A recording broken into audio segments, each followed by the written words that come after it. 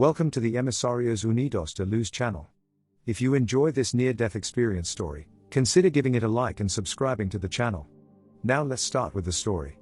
I could feel myself leaving my body as I was passing out. The next thing I knew, I was in the back of my friend's car, passing by my parents who were seated on the porch of my childhood home. I could feel myself merging with the trees that surrounded the property, and as I did so, I could feel the strength in their deeply rooted connection to the earth. All of a sudden, I was back in the house I was living in at that time in my life. I thought I was awake as I searched for my friends throughout the house. Strangely, I was able to see things from multiple vantage points as I searched for my friends in each of the rooms of the house simultaneously. The stereo was playing music so loudly that it rattled me to my core, and when I tried to turn the music down, I wasn't able to make contact with the volume control or, for that matter, with anything. I called out to my friends, but they were nowhere to be found or summoned. "Will someone please turn the music down?" I pleaded loudly, but my pleas for help were in vain. I tried to leave the house, but I wasn't able to make contact with the doorknob of the front door. In a futile attempt to escape the noise, I tried to abscond myself in the bathroom.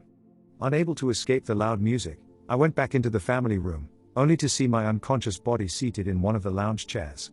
As I looked at my body from various vantage points simultaneously, I wondered how all of it was even possible. Scared and out of ideas, I levitated to a place above my body and prayed to God for help. Even though I was angry at Him for how unhappy my life had been up until that moment, I was desperate, and prayer was the only thing that I could think to do that I hadn't already attempted. As I prayed, I looked towards the front door, and outside of the house, I saw a beautiful young being who looked to be both male and female. The being, whom I have since come to think of as an angel, had an aura that emanated multicolored light. "Don't be afraid, I am here to help you," he communicated. Through his heartening reassurances and through the peace that he emanated, my fears gave way to the deepest sense of peace. It was a sense of peace unlike any peace I had hitherto experienced, a peace that penetrated to the very core of my being. It was the peace of my heart and soul that I had been searching for throughout my entire life, and yet it was a sense of peace that was uncannily familiar to me. The angel addressed me by a name that I didn't recognize. "You must have the wrong person, as that isn't my name," I replied. "You were a great master, and that was your name. You have just forgotten who you are," he explained while laughing at my retort. As the angel laughed, I digested his words, albeit with great skepticism. If indeed I were a great master, my life wouldn't be fraught with so many problems and so much internal conflict, I reasoned. No, I was indeed an evil being, as many have reminded me throughout my life. "I know everything about you, and although you haven't been aware, I have always been by your side. I know that thus far your life has been a difficult one, although it need not be so difficult. I will help you understand if you are interested in knowing why your life has been a struggle. I will help you with your journey, and I will help you remember who you are," he offered. Then the angel began to recount the things I did when I was a child, proving that his claim that he had always been with me was indeed true. He not only reminded me of things I did but also of things that I had only given thought to, things that I had not voiced out aloud. "I will show you how to travel to see anything or to visit any place you have dreamed of visiting," the angel stated. "I would like to see the pyramids in Egypt," I replied. "All you have to do is think about where you want to go, and we will go together," he explained. I then began to imagine the pyramids, and instantly, we were there, standing on the Giza plateau. While we stood there looking at the pyramids, the angel explained to me the technology behind the pyramids and about Egypt itself, although I cannot remember what he explained. In spirit form, we went on a voyage of the earth, and in our expedition, I observed that the life force or living energy of the land was most lacking in places with a high population, places like major cities.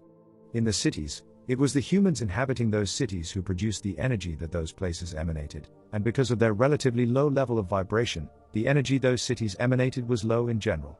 There were a few people of relatively high vibration within those cities, however, and some of them were able to talk to the angel that was my companion.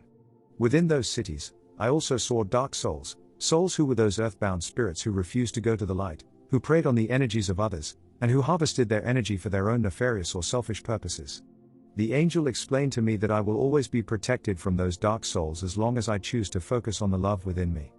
As we traveled, I asked the angel about the significance of the variety and intensity of colors that emanated from the auras of the souls we observed. The energy which humans emanate indicates a soul's level of spiritual attainment, such that evolved souls emanate lighter and more brilliant colors than those of lesser attainment. The aura that a soul emanates is how angels and light beings determine the spiritual work that one has yet to perform in order to evolve themselves spiritually, the angel explained. Angels and higher beings will help an earthbound soul advance themselves if they so choose. You and I share the same type of energy, but you, in your human form, vibrate at a lower level than I. In time, however, your energy will rise to match the variety and intensity of that which I emanate, provided that you take the initiative to evolve your soul, the angel explained. Because humans vibrate at a relatively low level, there is much on this planet that is visible to angels and advanced spirit beings yet invisible to humans. For example, the aura emanated by the trees of the planet is visible to you in your out-of-body state yet remains invisible to you while you inhabit a physical body. There are high-vibration spirit beings who are a part of the earth itself, sometimes referred to as earth spirits. Those spirit beings are the caretakers of the physical life that you refer to as nature. Those lower echelon beings take care of plant, mineral, and waterborne life, and they work together to ensure that all aspects of nature are protected and remain healthy. When the planet was evolving, those ethereal beings were the ones who maintained the balance of nature, the angel explained. The planet we call Earth, whose true name is Gaia, has its own energy, and Gaia is a true living being, the angel stated. Can we see the energy that Gaia emanates? I asked the angel. The energy of Gaia can be seen, but one has to be at a distance from Gaia to appreciate and see its aura. Humans influence Gaia's energy such that if humans were to choose to live in harmony with Gaia, Gaia would be able to benefit from such a harmony. On the other hand, if humans choose to act discordantly, Gaia will be harmed. Deforestation is one such example of living in discord with Gaia that lowers Gaia's energy. Gaia is strong, but Gaia has been weakened considerably since humans have chosen to use the resources in a manner inconsistent with the laws of the universe, the angel explained. Can we go into space right now to look upon Gaia's energy? I asked the angel. There are no limits as to where we can go, he replied. It was then that I focused my thoughts, and in an instant, I found myself with the angel at a distance from the planet in space. From that position, I was able to see Gaia in its totality and the beautiful aura she emanated. To be able to see her light and regard her beauty affected me greatly, and I felt a deep love for her. I wondered at the sound that Gaia emitted when the angel explained. The sound you hear is the energy flowing into and out of Gaia. Gaia is the most unique planet because it was designed as a planet for humans to live on forever. Gaia was created for the spirit to play, learn, and grow. The balance of nature on Gaia allows the spirit to take on a human form and to live a harmonious life when a spirit lives in harmony with nature. Nature exists to help spirits acclimatize to the lower energy level of the physical plane so that they may be able to live a life in a human body. Nature also provides an energy bridge for humans to access the higher energy planes of existence so that they may spiritually advance. Humans were designed by God to live eternally on Gaia and are not supposed to die. Dying is a human-created earth term that means very little in the world of spirit. The reason that humans are said to die is because they have fallen away from living in harmony with nature, making them vulnerable to the energy of their creations, which violate the natural laws of the universe. Humans must relearn about the harmonic balance if they want to survive as a race and live on Gaia forever. It is still possible for humans to learn how to live in harmony with nature. In fact, learning to live in such harmony is the next overall goal of humans on Gaia. Humans will eventually realize they must restore harmony, but not before a great reckoning is inflicted upon the earth. The reckoning will force humans to realize and accept the damage they have been inflicting upon Gaia, and such acceptance and acknowledgement will impel them to begin the work of reversing the damage they have caused, the angel explained. The angel and I then began a journey through space. As we traveled past the planets of the solar system, I could hear the energy that each planet emitted, and I was able to see their respective auras. I was also able to see the spirits that inhabited the planets, and I saw great cities on each of them. All the planets are places for spirits to live, learn, and evolve.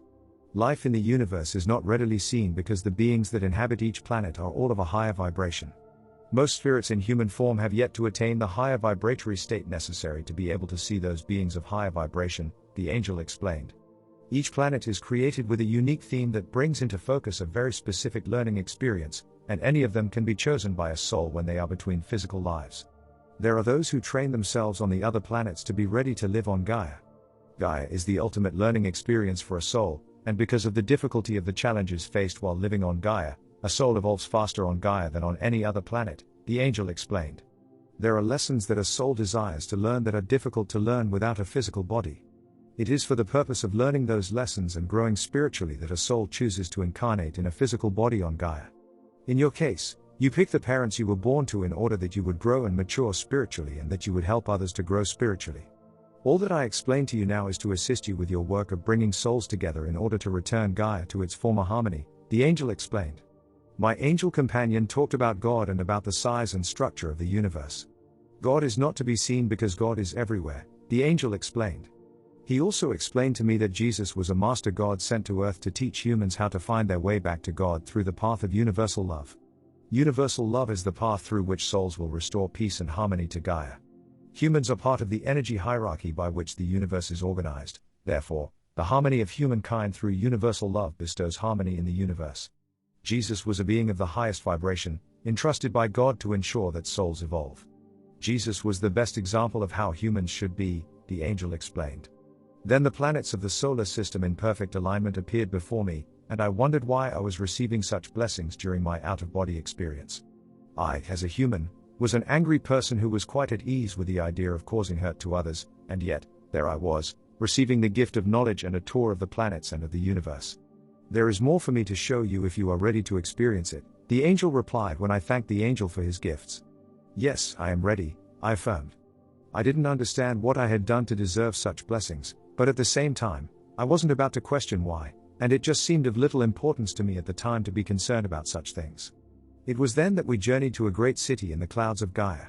In that city, I saw the most beautiful white buildings, and that city stretched out as far as the eye could see. I watched from afar as the inhabitants of the city traveled to and from work and to areas in which they played. I saw a place where spirits went to get what seemed like water. There were no vehicles in that city, however, and the inhabitants in their spirit bodies seemed to fly from one place to another, just as the angel and I were moving about. The city seemed not to have boundaries, and it was a place full of life of all kinds. I saw plants, trees, and water just like we see on Gaia, but those life forms were much purer. Nature in that city was pure, perfect, and unsullied by human manipulation. That place was just like Gaia as we experienced it, albeit without the negativity. Intuitively, I realized that that place was what people on Earth referred to as heaven.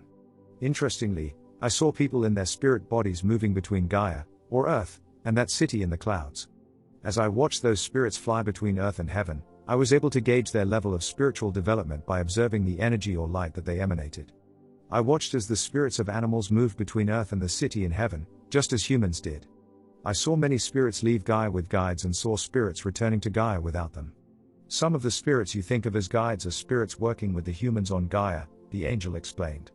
Through the energy they emanated, I could distinguish between those spirits dedicated to working with humans and those spirits traveling to the great city to rejuvenate their energy, to eventually return to Gaia to experience physical life and evolve even further. Through the energy they emanated and through feeling, I was able to determine the emotional state of the spirits who would arrive at the city of heaven for the purpose of rejuvenating their soul or spiritual energy.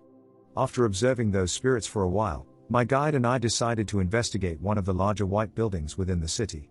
Inside that building, I saw many spirits at work on tasks that were similar to those that people do on Earth. When we walked past those spirits at work, seeing my angel guide was an unusual experience for them, and they regarded us with curiosity. Upstairs of the white building, I was greeted by spirits of whom I was familiar, and those spirits asked after my well-being. For a time we talked, and those beings, motivated by loving concern, gave me advice about life and living on Earth, although I cannot remember what we discussed. While I was in their presence, I received the impression that I was going to be permitted to remain in heaven and to work with the other spirits there. I was going to be permitted to live in heaven in spite of the bad things that I had done while on Earth, the thought of which filled me with both ecstasy and disbelief. To have experienced the immense love of Jesus during my tour of the universe, that love I had been searching for while on Earth, and then to be allowed to remain in heaven was more than a dream come true. It was at that moment that I realized that I had found what I had spent my whole life searching for, and I was truly happy. I had returned to my true home, and I was ready to stay and do whatever work I was given to do. The angel and I then traveled to a building from which the greenest foliage grew and decorated it like a shrine of sorts. The glowing double doors of that building opened to a hallway that was decorated with a wood paneling. The wood paneling is made from living wood, and living wood comes from the trees that grow in heaven, the angel explained. He then escorted me to a set of large double doors and told me to wait on a bench near those doors while he went inside. When the angel arrived from the room, he asked me to wait inside that room and that he would wait for me outside. You have no need to worry. Be very honest with the questions the beings within that room ask of you, he advised. He then explained that those enlightened beings evaluated a soul's development based on that soul's history. I then entered the room to be greeted by several spirits who were seated at the most beautiful and perfectly made table that also seemed to be made of glowing wood. The spirits seated around the table emanated energy of the highest vibration, and as I looked upon those beings, I realized that they were familiar to me, and yet I could not place when and where I had met them previously. Suddenly, I saw images of my parents on earth at a time before I was born.